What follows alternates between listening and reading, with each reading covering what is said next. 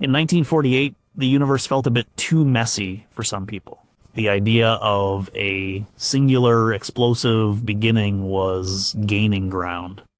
They called it the Big Bang, but three astronomers, Hermann Bondi, Thomas Gold, and Fred Hoyle, found it philosophically unsatisfying. A universe with a birth date felt wrong.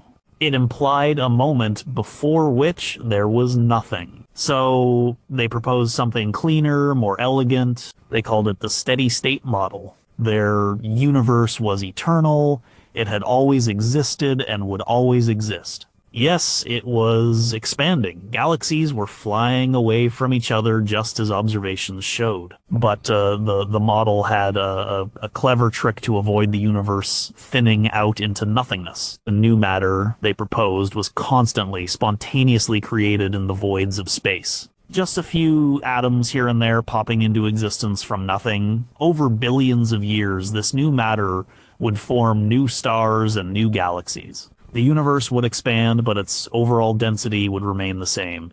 It was a beautiful, unchanging, cosmic ocean. As Fred Hoyle, in particular, was a brilliant astrophysicist. He was also a fierce opponent of the Big Bang, a term he actually coined on a BBC radio show in 1949 as a way to mock the theory. His own work, however, would ironically help destroy the very model he championed. Hoyle was one of the first to figure out how stars forged elements inside their cores. He explained how hydrogen fused into helium and helium into carbon and so on, but his calculations and those of others hit a wall. Stars, like our sun, could create elements up to iron, but no further. Iron is the ultimate nuclear ash. In fusing, it takes more energy than it releases. So where did all the gold, the silver, the uranium in the universe come from? If the universe was in a steady state, these elements should be everywhere, created as part of the continuous process. But they weren't. They were rare. The answer didn't come from a quiet, continuous creation. It came from violence. It came from the death of massive stars. It came from supernovas. The discovery that these cataclysmic explosions were the exclusive forges for the heaviest elements was a huge problem for the steady-state model. It suggested the universe wasn't steady at all. It was evolving. The composition of the cosmos was changing over time, with each generation of stars seeding the next with heavier materials. The very ground beneath our feet, the iron in our blood, the gold in our vaults, all pointed to a history of violent, transformative events. Not a calm, eternal sea, but a universe of creation and destruction. Supernovas were the proof. Number 15, the end of a star is the start of everything else. A typical star lives for billions of years in a state of balance. A neutrino can travel through a light year of solid lead without hitting anything. The core of a collapsing star is so dense that it can momentarily trap them. The energy released in a core collapse supernova in just 10 seconds is more than our sun will produce in its entire 10 billion year lifetime. A star is a constant war. For most of its life, it is a war it wins. The immense force of gravity tries to crush the star into a single point. But the nuclear furnace in its core pushes back. This outward pressure, generated by fusing hydrogen into helium, creates a perfect equilibrium. The star is stable. It shines. It warms planets. It exists for eons in this calm state. Our own sun is in the middle of this long, peaceful period, but this peace cannot last. The fuel will eventually run out. For a truly massive star, one many times heavier than our sun, the end is spectacular. It doesn't fade away. It goes out in a blaze of unimaginable violence. After it has fused all the hydrogen in its core, it moves on to helium, then carbon, then neon, oxygen, and silicon. Each stage of fusion happens faster and at a higher temperature. The final stage, fusing silicon into iron, might last only for a single day. Iron is the end of the line. Fusing iron atoms together consumes energy instead of releasing it. The furnace in the core goes out. In that instant, the war is over. Gravity wins. The star's core, a ball of iron the size of the Earth, but with the mass of our sun, collapses under its own weight. The collapse is catastrophic. In less than a second, the core shrinks from thousands of miles across to just a dozen. The outer layers of the star, now unsupported, begin to fall inward at a quarter of the speed of light. They slam into the newly formed, incredibly dense core. This is the destructive phase. The star, as it once was, is annihilated. The collision creates a shock wave of epic proportions.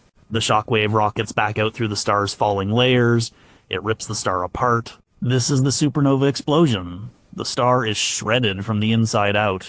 Its constituent layers of gas, built up over millions of years of fusion, are blasted into space. The star ceases to be a star. It is now a rapidly expanding cloud of debris. What was once a single, stable object is now a chaotic, incandescent mess. The destruction is total, but this act of ultimate destruction is also an act of ultimate creation.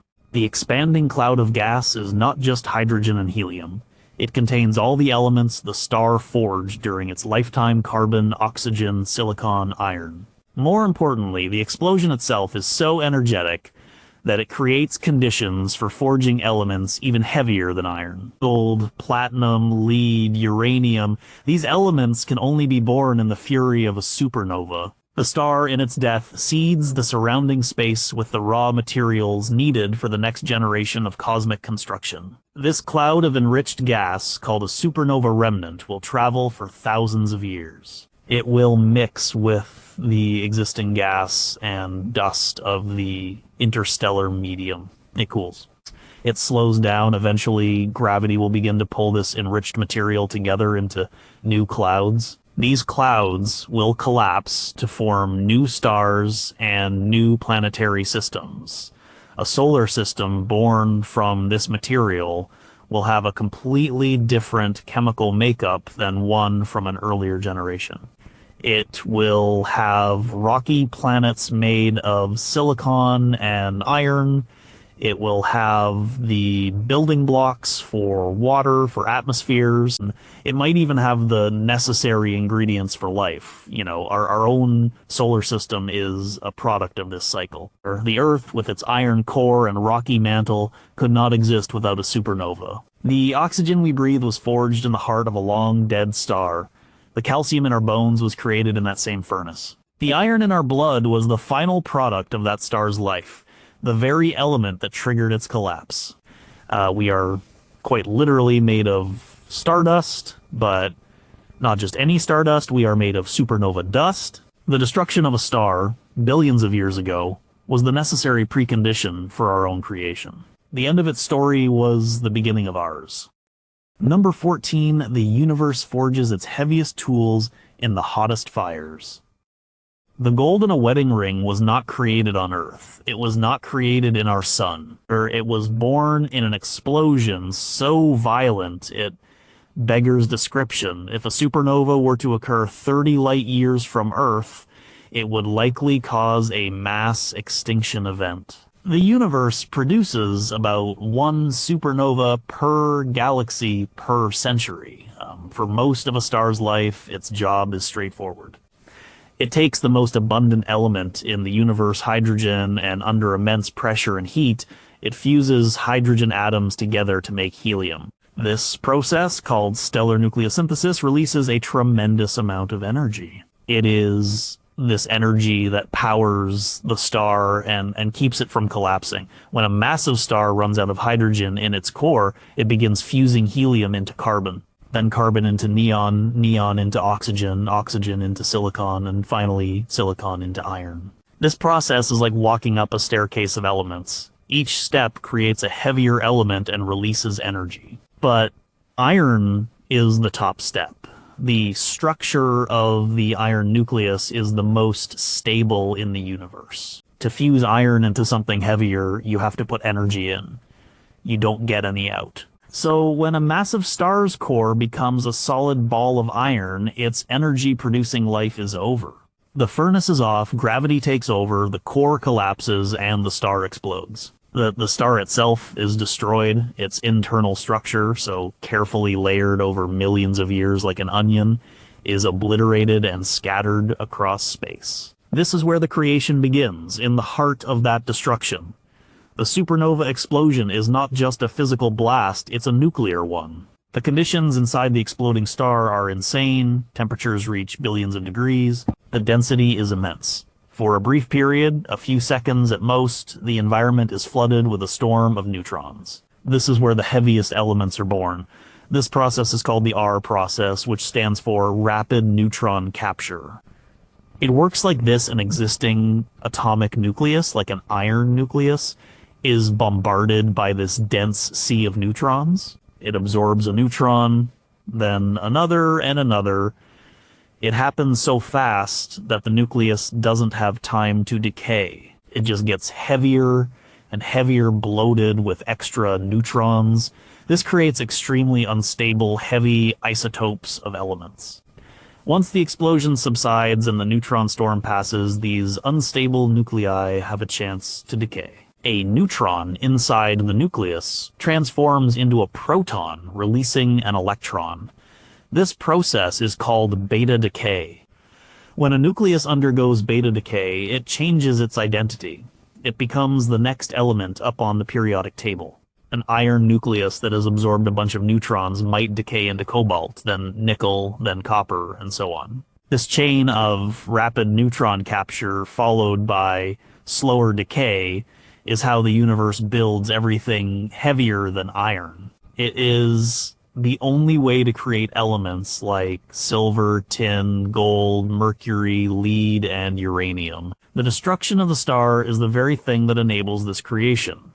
Without the core collapse and the resulting shockwave, the neutron storm would never happen. Without the explosion, these newly forged heavy elements would remain locked inside the stellar remnant, a neutron star or black hole. The explosion is the distribution mechanism. It blasts these precious heavy metals out into the interstellar medium. This cosmic seeding has profound consequences. The first stars in the universe were made of only hydrogen and helium. The planets that formed around them, if any, would have been nothing but gas giants. There were no raw materials to build a world like Earth. Only after the first generation of massive stars lived their lives and died in supernova explosions did the universe become enriched with heavier elements. This allowed for the formation of rocky planets. It allowed for complex chemistry. The gold we value so highly, the uranium that powers our reactors, the iodine that is essential for our thyroid glands, all of it was forged in the death throes of a star that was destroyed billions of years ago. The fire that destroyed a sun is the same fire that forged the materials for our world. Number 13A shockwave can both shatter and build. The shockwave from a supernova can initially travel at up to 10% the speed of light, or 30,000 kilometers per second. This expanding shell of gas can reach temperatures of millions of degrees Celsius, hot enough to emit X-rays. Over tens of thousands of years, a single supernova remnant can grow to be dozens of light years across. When a star explodes, the most obvious result is the shockwave. It's a wall of superheated gas and energy moving outwards at incredible speed. This shockwave is an agent of pure destruction. As it plows through the interstellar medium, the thin, cold gas and dust that fills the space between stars, it leaves a trail of devastation. It's like a cosmic tsunami. Imagine a beautiful, intricate nebula, a stellar nursery where new stars are slowly beginning to form. These regions are delicate structures held in a fragile balance between gravity, gas pressure, and magnetic fields. They are clumpy with dense cores of gas that are on the verge of collapsing to form protostars. When a supernova shockwave hits this nebula, it tears it to shreds. The delicate filaments of gas are ripped apart. The gentle gravitational collapse is disrupted. The entire structure is heated, ionized, and violently churned. Any fledgling star systems are blasted with radiation and high-energy particles. The process of star formation in the immediate path of the shockwave is halted or even reversed. The nebula is effectively sterilized and erased. The shockwave doesn't just destroy nebulae. It also carves out vast bubbles in the interstellar medium. As the remnant expands, it sweeps up the surrounding gas and dust like a snowplow, leaving behind a huge, hot, low-density cavity. Our own solar system is currently inside one of these, called the local bubble. It was likely created by a series of supernova explosions between 10 and 20 million years ago. This bubble is a region of destruction, a scar left on the fabric of the galaxy. But the shockwave's role is not purely destructive. The same force that shatters can also build. It's a classic case of creative destruction. As the shockwave expands, it loses energy and slows down. The gas it has swept up begins to pile up at the leading edge of the expanding bubble. This creates a dense, compressed shell of gas and dust. This compression is the key to creation. The main ingredient for making a new star is a cold, dense cloud of gas. Gravity needs to be strong enough to overcome the gas pressure and start the process of collapse. In a normal, undisturbed nebula, this can take a very long time. The supernova shockwave acts as a trigger. It does the initial squeezing. By compressing the gas in the shell of the bubble, it creates regions of high density that are primed for gravitational collapse. It kickstarts the star formation process on a massive scale. Look at many star-forming regions in our galaxy, and you'll see this process in action. You'll often find a cluster of young, hot, massive stars surrounded by a bubble. And on the edge of that bubble, you'll see a new generation of stars being born in the compressed gas. The death of one massive star triggers the birth of hundreds or thousands of new ones. This process shapes the very structure and evolution of galaxies. It's a self-propagating cycle. A massive star is born, lives its short life, and explodes. Its shockwave triggers the formation of a new generation of stars. Some of those new stars will also be massive. They too will explode, sending out new shockwaves, triggering even more star formation further out. This chain reaction can spread through a galaxy like a wave, creating the beautiful spiral arms we see in so many of them. The spiral arms are not just static structures, they are density waves, regions of active star birth, constantly being replenished by the destructive creative power of supernovas. The shockwave that obliterates one stellar nursery is the very same shockwave that builds the next one. Number 12, life's ingredients are delivered by a deadly messenger. The Earth is bombarded by about 40,000 tons of extraterrestrial material every year, much of it containing complex organic molecules. Some meteorites, like the Murchison meteorite that fell in Australia in 1969, have been found to contain over 70 different amino acids, the building blocks of proteins. A supernova occurring within 50 light years of Earth would strip away our planet's ozone layer, exposing surface life to lethal levels of solar and cosmic radiation. A supernova is one of the most lethal events in the cosmos. If a massive star were to explode in our cosmic neighborhood, the consequences for life on Earth would be catastrophic. The initial flash of light would be followed by a wave of high-energy gamma rays and X-rays. This radiation would be intense enough to severely damage our atmosphere, particularly the ozone layer that protects us from the sun's harmful ultraviolet radiation. With the ozone layer gone, the surface of the planet would be bathed in deadly UV light.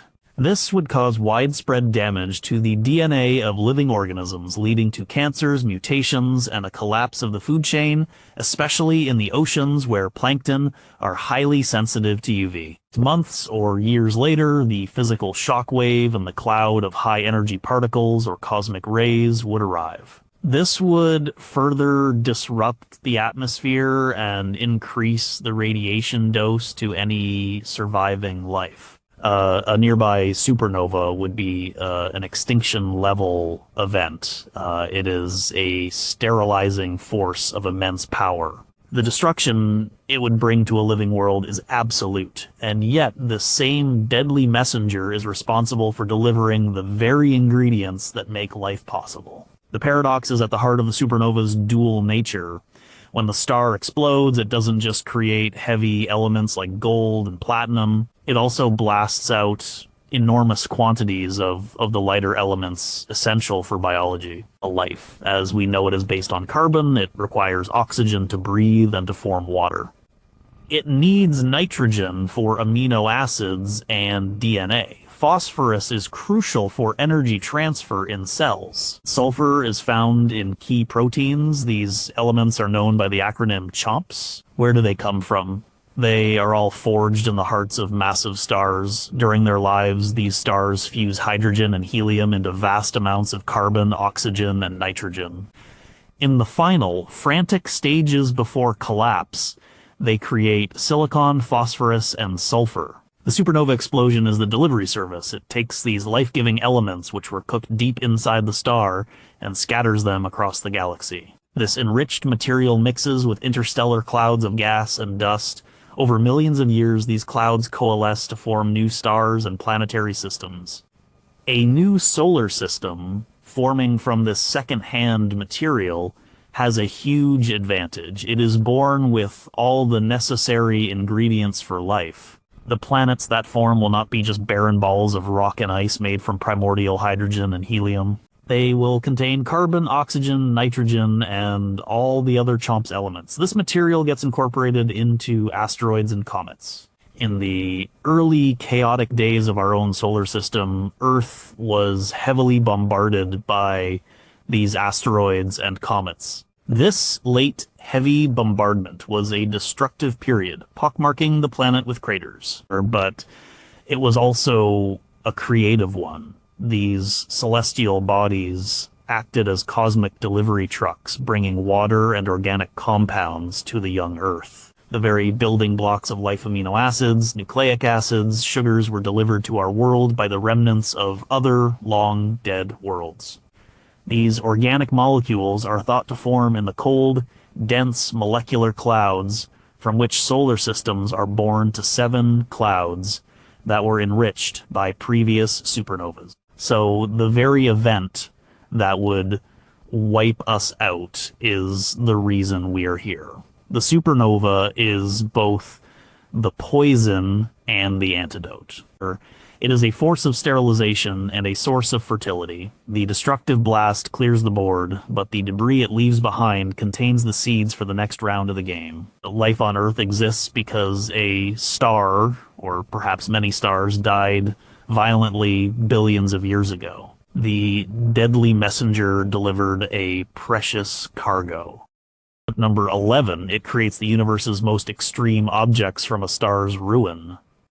A neutron star is so dense that a sugar cube-sized amount of its material would weigh about 100 million tons, equivalent to the weight of the entire human population. The magnetic field of a magnetar, a type of neutron star, can be a quadrillion times stronger than Earth's. A stellar mass black hole can have a gravitational pull so strong that nothing, not even light, can escape once it crosses the event horizon.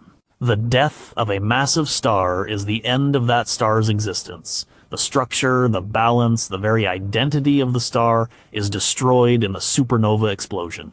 The outer layers are blasted away, and the star as a shining beacon in the sky is gone forever. But what happens to the core, the part of the star that collapsed to trigger the event in the first place? It doesn't just disappear. It is transformed into something new, something extreme, something that fundamentally alters its cosmic environment. The fate of the core depends on its mass. If the original star was massive, but not a true behemoth, the core will collapse into a neutron star. During the collapse, the pressure is so intense that it overcomes the forces that keep atoms separate. Protons and electrons are crushed together to form neutrons. The result is a ball of almost pure neutrons, just 10 to 20 kilometers in diameter, but with a mass greater than that of our sun. This is a neutron star. It is one of the densest objects in the known universe. The creation of a neutron star is a byproduct of the star's destruction. And these objects are incredible engines of cosmic influence. As the core collapses, its rotation speeds up, just as an ice skater spins faster when she pulls her arms in. A neutron star can be born spinning hundreds of times per second. This Rapid rotation, combined with its intense magnetic field, can turn the neutron star into a pulsar. A pulsar sweeps beams of radiation across the cosmos like a lighthouse. For astronomers, these regular pulses are incredibly precise cosmic clocks, allowing us to test the laws of physics in extreme conditions. But if the original star was truly gigantic, more than 20 or 30 times the mass of our sun, then nothing can stop the gravitational collapse of its core. Not even the pressure of packed neutrons. The core continues to collapse indefinitely, crushing itself down to an infinitely small point, a singularity. It creates a black hole. A black hole is the ultimate destroyer. Its gravity is so powerful that it creates a boundary called the event horizon. Anything that crosses this boundary, like a planet, a star, even light itself, can never escape.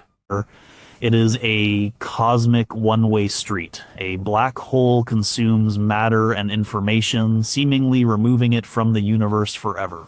In this sense, it is the final stage of destruction initiated by the supernova. Yet, even this ultimate destroyer is also a creator, or at least a shaper, of cosmic destiny. Stellar mass black holes born from supernovas are not just passive eaters, as they pull in material from a companion star or a gas cloud. The material forms a swirling superheated disk around the black hole called a accretion disk. This disk can become so hot and bright that it outshines entire galaxies, creating objects we call quasars or active galactic nuclei. The jets of energy and particles that are often launched from the poles of these black holes can stretch for thousands of light years. These jets can plow into interstellar gas, triggering or halting star formation, and shaping the evolution of their host galaxies. So, the supernova, in destroying a star, creates a new kind of object. It replaces a relatively calm, stable star with a dynamic, extreme remnant. A neutron star or a black hole is not just a corpse, it is an active player on the cosmic stage. It is a testament to the fact that in the universe, even the most complete destruction can give rise to the most powerful and influential new entities. The star is gone, but its ghost, in the form of a neutron star or a black hole, continues to haunt and shape the galaxy for billions of years to come. Number 10. The brightest explosions let us measure the darkest void. A-type Ia supernova can briefly outshine its entire host galaxy, which may contain hundreds of billions of stars. These explosions are remarkably consistent in their peak brightness, allowing them to be used as standard candles for measuring cosmic distances. The 2011 Nobel Prize in Physics was awarded to Saul Perlmutter, Brian Schmidt, and Adam Riess for their discovery using Type Ia supernovas that the expansion of the universe is accelerating. One particular type of supernova, known as a Type Ia, has a different origin story. It doesn't come from the death of a single massive star.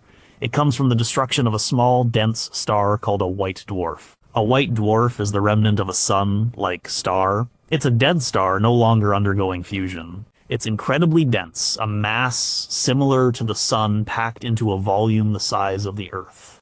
A white dwarf can exist peacefully for trillions of years, but if it has a close companion star in a binary system, a destructive dance begins. The white dwarf's powerful gravity can start to pull material, mostly hydrogen and helium, from its companion. This material builds up on the white dwarf's surface. Over thousands of years, the white dwarf gets heavier and heavier.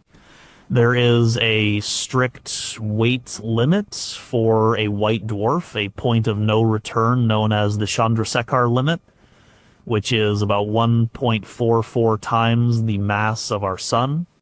If the white dwarf accretes enough matter to push it over this limit, it can no longer support its own weight. The star begins to collapse. This collapse raises the temperature and pressure inside the white dwarf to the point where carbon fusion ignites all at once, everywhere throughout the star. The result is a thermonuclear explosion of unimaginable scale. The white dwarf is completely obliterated. There is no neutron star or black hole left behind. The star is utterly destroyed, its matter converted into a rapidly expanding fireball of new elements. This is a type Ia supernova. The destruction is absolute. A stable stellar remnant is erased from the cosmos.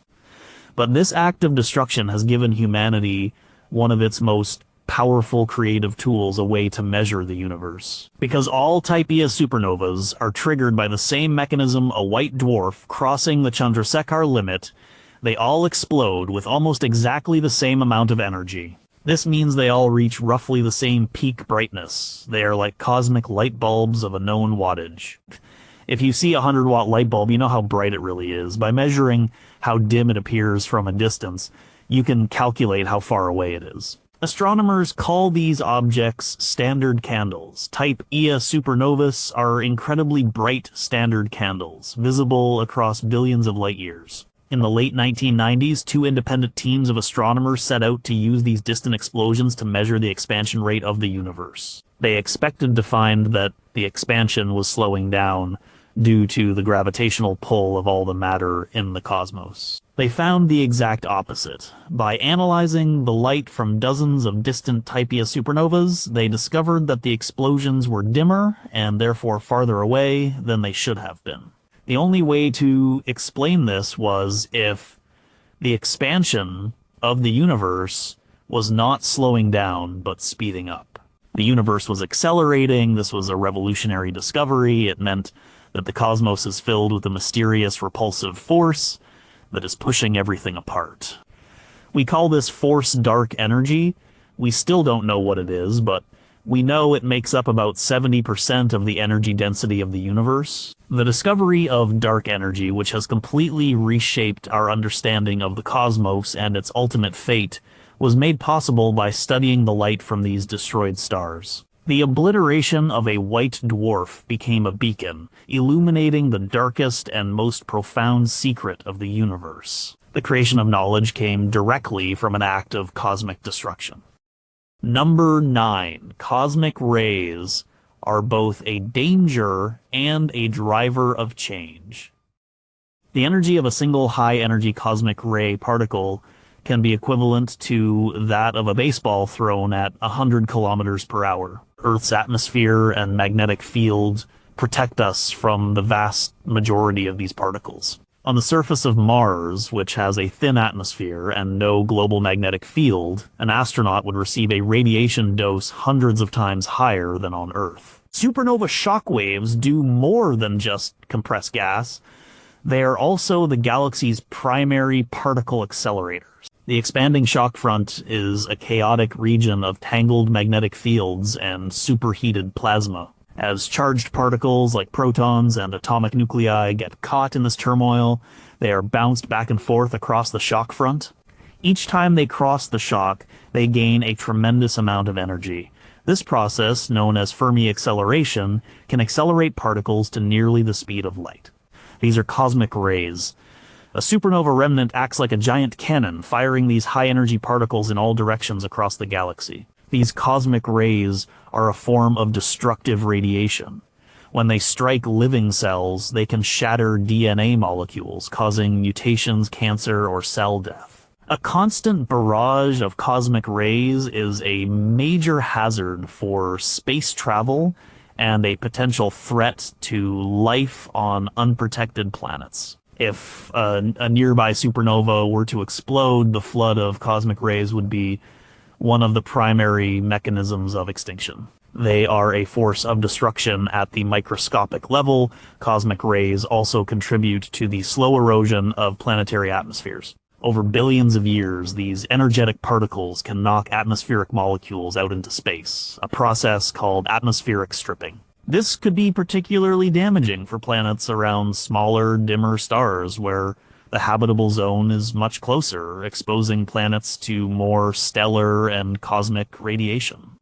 But this destructive rain of particles may also be a creative force, particularly in the story of life and evolution. While a massive dose of radiation is deadly, a low, steady background level can be a driver of genetic change.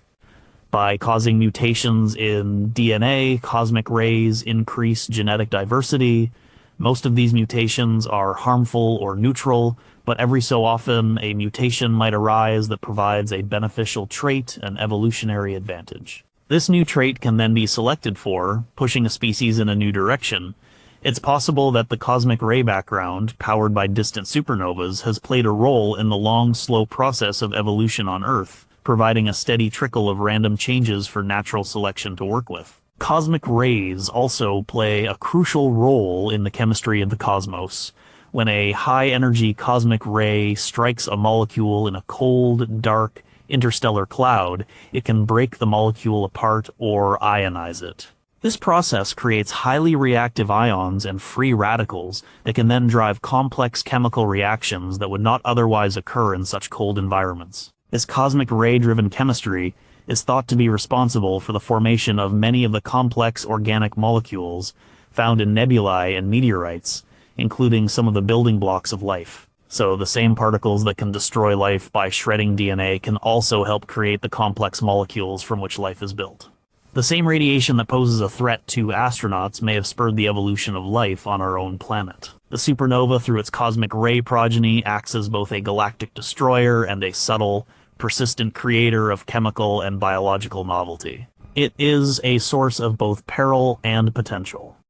Number 8, a star can sterilize its companion before giving it new life. Many massive stars, the kind that end up as supernovas, are not alone. They are born in binary or multiple star systems. It is estimated that over 50% of massive stars have a close companion. The presence of a companion star dramatically changes the final moments of the star's life and death. The blue supergiant that exploded as supernova 1987A had a companion star, which was only confirmed decades later by the Hubble Space Telescope. Before the supernova, the relationship between a massive star and its smaller companion can be destructive. As the massive star swells into a red supergiant in its later years, its outer layers can expand to engulf the companion star. This process, called a common envelope phase, is incredibly violent. The companion star plows through the supergiant's atmosphere, experiencing immense drag. This can cause the companion to spiral inward, heating and disrupting the supergiant's core. The companion itself can be stripped of its outer layers or even completely destroyed in the process. Even if it's not engulfed, the companion star is bathed in intense radiation and powerful stellar winds from the massive primary star. This can erode the companion's atmosphere and stunt its growth. The massive star, in its final years, is a terrible neighbor, a destructive force on its partner. Then the supernova happens, the massive star explodes, the companion star, if it survives the pre-explosion turmoil, is hit by a tsunami of energy and matter. The blast wave slams into the companion at thousands of kilometers per second. This impact can strip away a significant portion of the companion's mass, blasting it off into space. The star is scarred, battered, and in some cases completely unraveled. The sudden loss of the massive star's gravitational pull can also fling the companion star out of the system at high speed, turning it into a runaway star destined to wander the galaxy alone. This is destruction on a personal stellar scale. But for the companions that survive, this destructive event is also an act of creation and rebirth. The supernova ejecta is rich in heavy elements. As this cloud of debris washes over the companion star, some of it can be captured by the companion's gravity. The star becomes polluted or enriched with these new heavy elements. Its chemical composition is fundamentally and permanently altered. This can have dramatic consequences. A normal sun-like star might suddenly find its atmosphere full of elements like barium or strontium. These barium stars are a clear sign that they once had a companion that went through its final stages of life and transferred material to them. In the case of a supernova, the enrichment is even more extreme. Furthermore, the supernova leaves behind a compact remnant, a neutron star, or a black hole. The surviving companion star is now in orbit with this new exotic object. This creates a new type of binary system with unique properties. If the companion is close enough, the compact object can begin to pull material from it, leading to the formation of an accretion disk and the emission of powerful X-rays. These systems, known as X-ray binaries, are fantastic laboratories for studying gravity and high-energy physics. In this way, the supernova destroys the original binary system. The old relationship is gone. But it creates a new, often more dynamic and interesting system in its place. The companion star is transformed. It is scarred and stripped, but also enriched with the ashes of its former partner. It is given a new lease on life in a completely new context. The death of one star fundamentally redefines the existence of the other. Number 7, it creates and destroys the galaxy's dust. Interstellar dust grains are tiny, typically smaller than a micron, the size of smoke particles. Despite making up only about 1% of the mass of the interstellar medium, dust is crucial because it blocks light, allowing dark nebulae to cool and form stars, and provides a surface for chemical reactions to occur. The reddening of starlight, which makes distant stars appear redder than they are, is caused by blue light being scattered by interstellar dust. Interstellar dust is the unsung hero of the galaxy. These tiny grains of carbon and silicates are the building blocks of planets. They provide the surfaces on which simple molecules can meet and combine to form more complex ones. They shield the interiors of molecular clouds from starlight, allowing them to become cold and dense enough for new stars to form. Without dust, the universe would be a very different, and likely much more sterile, place. A supernova shockwave is a dust destroyer. As the fast-moving shock front expands, it slams into these tiny, fragile dust grains. The high temperatures and energetic particles in the post-shock gas can completely vaporize them, a process called sputtering. The grains are broken down into their constituent atoms, which are then mixed back into the gaseous phase of the interstellar medium. A single supernova can clear a large region of space of its dust, destroying the very material needed to form planets and complex molecules. This is the destructive side of the coin. The supernova acts like a cosmic sandblaster, erasing the delicate, dusty structures of the galaxy. This destruction is a significant part of the cosmic cycle. Dust is constantly being formed and destroyed throughout the galaxy. Supernovas are the primary engine of its destruction. For a long time, this was a puzzle for astronomers. If supernovas are so good at destroying dust, how does the universe maintain a healthy supply of it? Observations showed that there was more dust in many galaxies than could be accounted for if supernovas were only destroyers. The answer is that the supernova is also one of the most prolific dust factories in the universe. This creative act happens in the aftermath of the explosion. As the supernova ejecta to the cloud of newly synthesized elements expands into space, it begins to cool. At first, it's a plasma of individual ions and electrons, far too hot for anything to stick together. But after a few hundred days, parts of the ejecta can cool down to a few thousand degrees. At these temperatures, atoms can start to condense into solid particles, like soot forming in a flame. In the carbon-rich layers of the ejecta, atoms of carbon link up to form grains of graphite or other carbonaceous compounds. In the oxygen-rich layers, silicon and oxygen atoms combine with metals to form silicate dust grains, similar to sand or rock. Recent observations with telescopes like the James Webb Space Telescope have confirmed this process in stunning detail. They have looked at young supernova remnants like SN 1987A and have directly seen the signature of vast quantities of newly formed dust. It turns out that a single supernova can create an enormous amount of dust, potentially equivalent to thousands of times the mass of the Earth. So the supernova is both the ultimate dust buster and a primary dust maker. It destroys the old, pre-existing dust in the interstellar medium with its shockwave.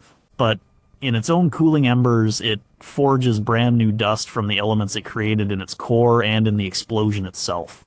This new dust is then blasted out into the galaxy, ready to be incorporated into the next generation of stars and planets. The destruction of the old allows for the creation and distribution of the new. Number 6, the ghostly particles from a star's death reveal its secrets. About 99% of the energy released in a core collapse supernova is carried away not by light or by the shockwave, but by neutrinos. During the core collapse, the density is so high that about 10 raised to the power of 58 to 1 with 58 zeros after it. Neutrinos are produced in just a few seconds. On February 23, 1987, detectors on Earth registered a burst of 25 neutrinos from supernova 1987A in the Large Magellanic Cloud, 168,000 light-years away. When a massive star's core collapses, an almost unbelievable amount of energy is released. The vast majority of this energy, however, is completely invisible. It doesn't come out as light or heat, and it's carried away by tiny, almost massless particles called neutrinos. Neutrinos barely interact with other matter. They can stream through planets, stars, and entire galaxies as if they were empty space. They are often called ghost particles. In the ultra-dense environment of a collapsing stellar core, even these ghosts can't escape easily. The density is so high that the core becomes momentarily opaque to neutrinos. They are trapped. This trapping of neutrinos is a destructive process. The pressure exerted by these trapped neutrinos helps to halt the initial collapse of the core, but their eventual release is what powers the explosion. The energy they deposit in the material just behind the shockwave is what re-energizes it and allows it to successfully blow the star apart. Without the destructive interaction between neutrinos and the star's matter, the shockwave would stall and the supernova would fail. The star would collapse directly into a black hole with a whimper, not a bang. So the neutrinos are agents of destruction. They are the key ingredient that ensures the star is successfully ripped to shreds. But these same ghostly particles are also messengers. They are creators of knowledge. Because they interact so weakly, they can fly directly out from the heart of the collapsing core, carrying information straight from the source. The light we see from a supernova comes from the surface of the exploding star, hours after the core collapse has already happened. The light tells us about the shock wave breaking out of the star. The neutrinos, however, arrive at Earth before the light.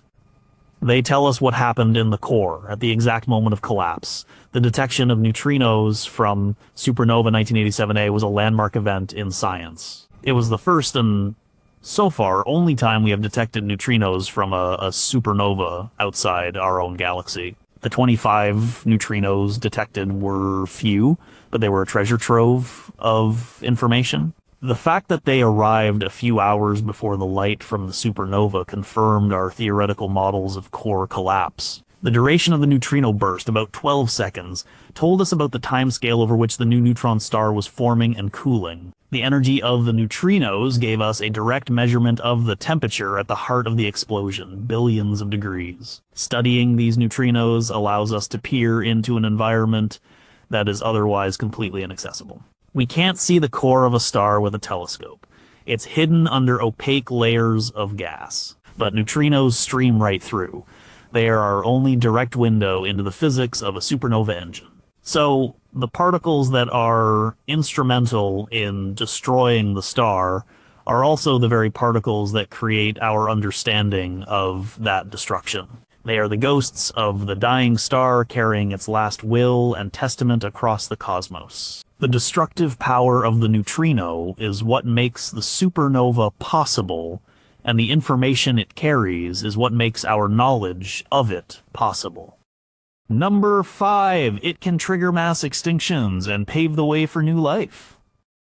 The Ordovician-Silurian extinction event about 445 million years ago was one of the 5 largest mass extinctions in Earth's history, wiping out about 85% of marine species. Some scientists have proposed that this event could have been triggered by a gamma-ray burst, a hyper-energetic type of supernova, occurring in a nearby region of the galaxy. The fossil record shows a correlation between periods of high supernova activity in our galactic neighborhood and periods of lower biodiversity on Earth. The destructive potential of a nearby supernova on life is immense. The initial burst of gamma rays and X-rays would shred the Earth's ozone layer. This would leave the surface exposed to a flood of ultraviolet radiation from our own sun. This UV radiation is incredibly damaging to DNA. It would cause a catastrophic decline in photosynthetic organisms like plankton in the oceans, collapsing the entire marine food web.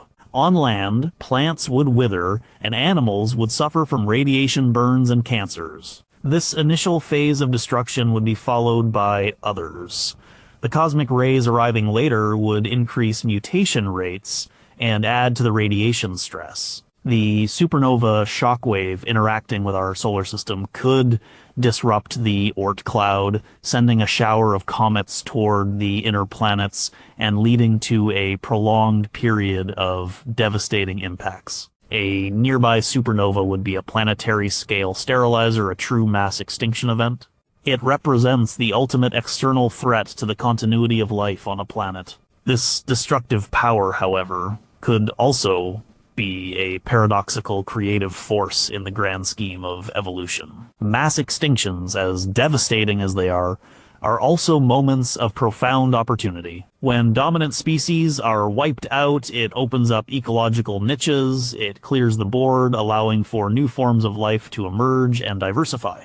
The extinction of the dinosaurs 66 million years ago is the most famous example. The asteroid impact that caused it was a destructive event, but it cleared the way for the rise of the mammals. Small, nocturnal mammals that had been living in the shadows of the dinosaurs were suddenly able to expand into new roles, eventually leading to the evolution of primates and ultimately humans. A supernova-induced extinction would function in a similar way. By wiping out the established order, it would create an evolutionary vacuum. The survivors, those species that were perhaps more resilient to radiation or were lucky enough to be shielded in, deep oceans or underground, would emerge into a new world. They would face less competition and new opportunities. This could trigger a burst of rapid evolution and diversification known as an adaptive radiation.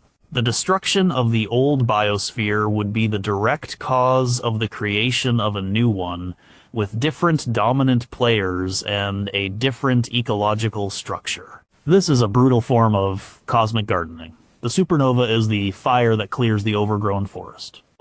It is indiscriminate in its destruction, but the aftermath is a fertile ground for new growth.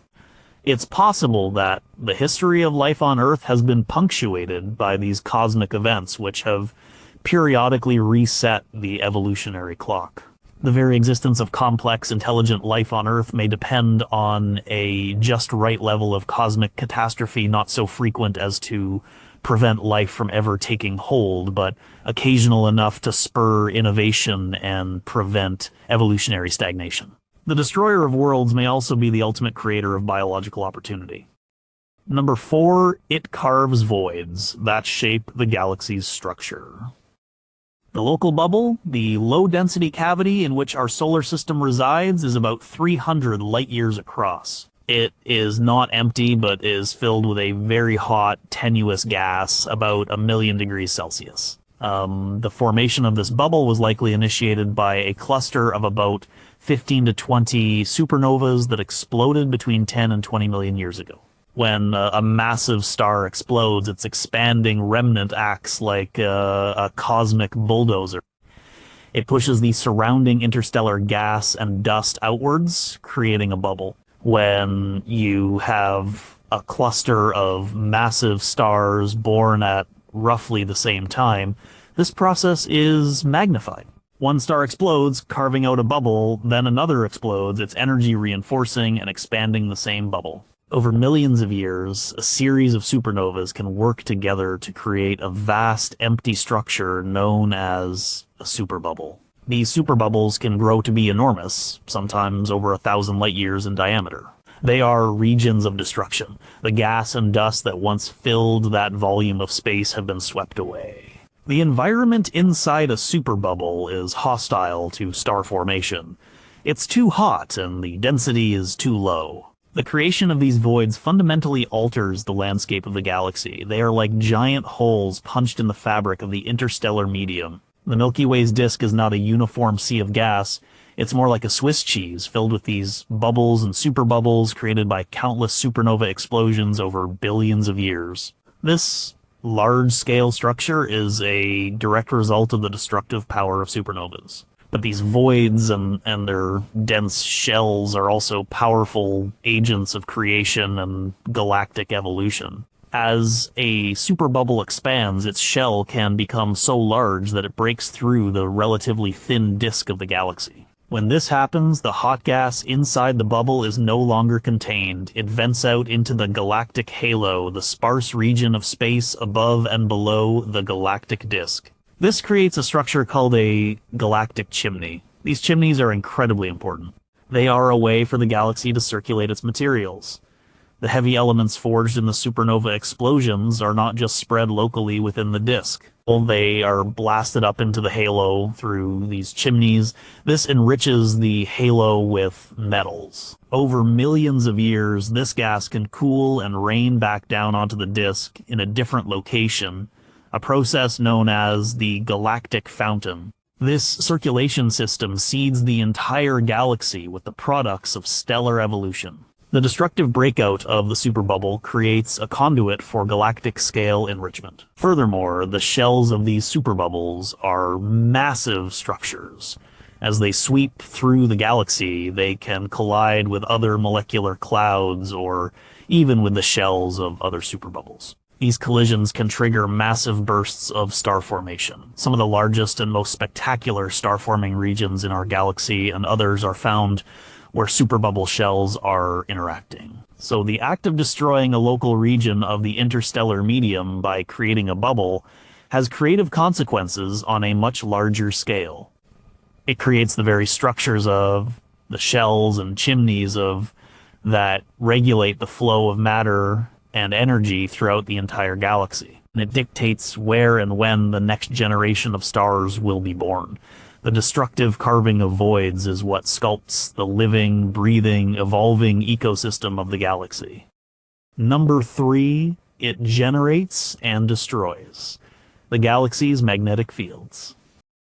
The magnetic field of the Milky Way is incredibly weak, about 100,000 times weaker than the Earth's magnetic field at its surface. However, it permeates the entire galaxy and plays a crucial role in shaping gas clouds, guiding cosmic rays, and influencing star formation. The remnant of some supernovas, magnetars, have the strongest magnetic fields known in the universe. Every star has a magnetic field generated by the motion of charged particles in its interior. When a massive star explodes, its original magnetic field is essentially destroyed. The ordered, large-scale field of the star is torn apart and carried away with the chaotic, expanding ejecta. The field lines are stretched, tangled, and dissipated. The original magnetic identity of the star is erased. As the supernova remnant expands into the interstellar medium, its shockwave interacts with the galaxy's pre-existing magnetic field. The shock compresses the gas, which in turn compresses and strengthens the galactic magnetic field in the shell of the remnant. It also creates a great deal of turbulence, which can tangle and amplify the field lines. So while the star's personal field is destroyed, the supernova acts to churn and modify the larger magnetic field of the galaxy. This is a process of localized destruction and reorganization, but the most spectacular creation of magnetic fields happens in the stellar corpse left behind. When the star's core collapses to form a neutron star, the original magnetic field of the core is squeezed into a much smaller volume. This process, known as magnetic flux conservation, can amplify the field strength by a factor of 1 billion or more. A neutron star is born with a super strong magnetic field. In some cases, the conditions are just right to create something even more extreme, a magnetar. A magnetar is a type of neutron star with a magnetic field 1,000 times stronger than that of a normal pulsar. Its field is so intense that it is difficult to comprehend. It is powerful enough to distort the shape of atoms and has a significant impact on the vacuum of space itself. We believe that a rapidly rotating core during the collapse can drive a dynamo effect, amplifying the magnetic field to these insane levels. The creation of a magnetar is a direct result of the destructive collapse of the star. And these objects are not passive. Their immense magnetic fields are unstable. They can suddenly snap and reconfigure, releasing vast amounts of energy in the form of X-rays and gamma rays. These starquakes are some of the most energetic events in the galaxy. A giant flare from a magnetar could have effects on Earth's atmosphere, even from thousands of light years away. So the supernova acts on magnetic fields in a threefold way. It destroys the parent star's field. It reorganizes and amplifies the ambient galactic field. And in the heart of the destruction, it can create a new object with the most powerful magnetic field in the universe. It replaces a relatively weak and simple magnetic system with a complex, dynamic, and sometimes terrifyingly powerful new one. Number 2, it pushes the boundaries of physics in 2 directions. Type the second supernovas, the collapse of massive stars, are primarily a story of gravity and nuclear physics. The equations that describe them are rooted in Einstein's theory of general relativity and the standard model of particle physics. Type Ia supernovas, the explosion of white dwarfs, are governed by the physics of thermodynamics and thermonuclear reactions. They happen because of a precise mass limit, the Chandrasekhar limit. Supernovas are extreme events. They are the most energetic explosions the universe has produced since the Big Bang. They push matter to the limits of density, temperature, and pressure. Because of this, they are natural laboratories for testing the boundaries of our knowledge of physics. They are both a confirmation of what we know and a source of puzzles that drive us to new discoveries. In one sense, supernovas are a creative triumph for theoretical physics. Our models of stellar evolution based on the laws of nuclear physics and gravity successfully predict that massive stars should explode. Our understanding of quantum mechanics and general relativity allows us to model the collapse of the core, the formation of a neutron star, and the crucial role of neutrinos. When we detected the neutrinos from SN 1987A, they arrived at the time and with the energy that our models predicted. It was a stunning confirmation of our theories.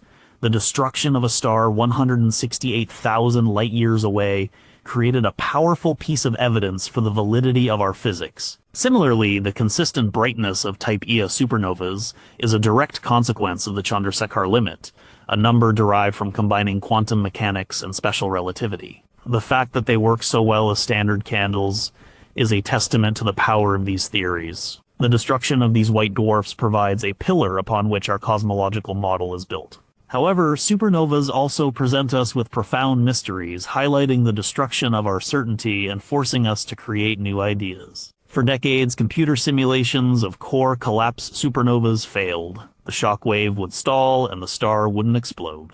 It took years of work to realize the full importance of neutrinos and to develop multidimensional models that included turbulence and asymmetries. The details of how the explosion is reignited are still an active area of research. The supernova stubbornly resists being perfectly captured by our equations.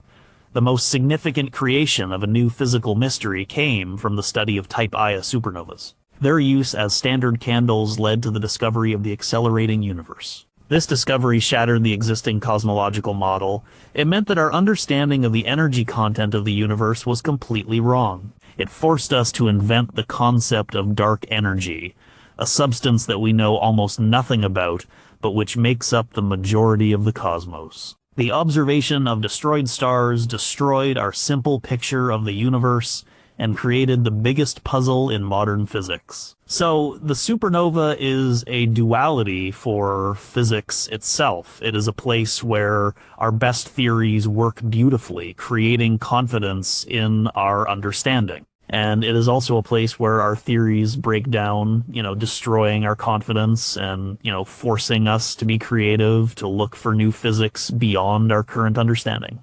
The explosion of a star is also an explosion of both knowledge and ignorance. Number 1. It is the engine of cosmic time. The first stars in the universe, known as population the third stars, were likely hundreds of times more massive than our sun.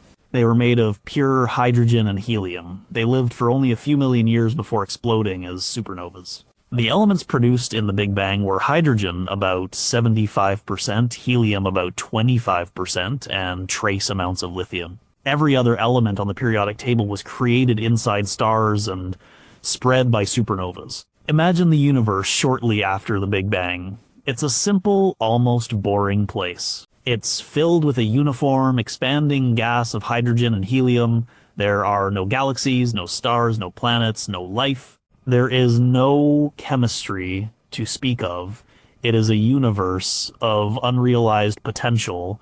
The formation of the first stars was the first step away from this simplicity. But it was their death that truly set the universe on the road to complexity. When these first massive stars exploded as supernovas, they did something for the very first time. They seeded the cosmos with heavy elements, carbon, oxygen, iron. The universe was no longer just hydrogen and helium. Its chemical composition had changed. This was a destructive end for the first generation of stars, but it was the creative beginning for cosmic chemical evolution. This process has continued for 13.8 billion years. Each generation of stars takes the enriched gas from the previous generation, forges new elements inside its core, and then, if it's massive enough, explodes, spreading an even more enriched mix of elements back into the galaxy. A supernova is the mechanism that allows the universe to learn from its past. The ashes of one generation become the building blocks of the next. This cycle of destruction and creation is the engine of cosmic time. It is what makes the universe a dynamic, evolving place rather than a static one. Without supernovas, the elements necessary for life would remain locked forever inside the stars that created them. There would be no rocky planets, there would be no water, there would be no people. The universe would be stuck in its primordial state.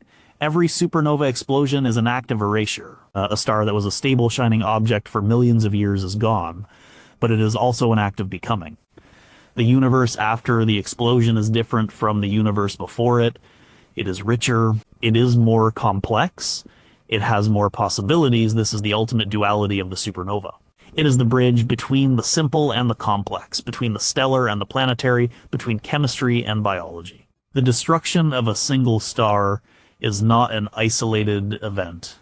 It is a contribution to a galactic, cosmic process of self-enrichment that has been unfolding over billions of years. Our very existence is tied to this relentless cycle of death and rebirth. The supernova doesn't just create and destroy things within the cosmos. In a very real sense, the ongoing process of supernova creation and destruction is what makes the cosmos we know.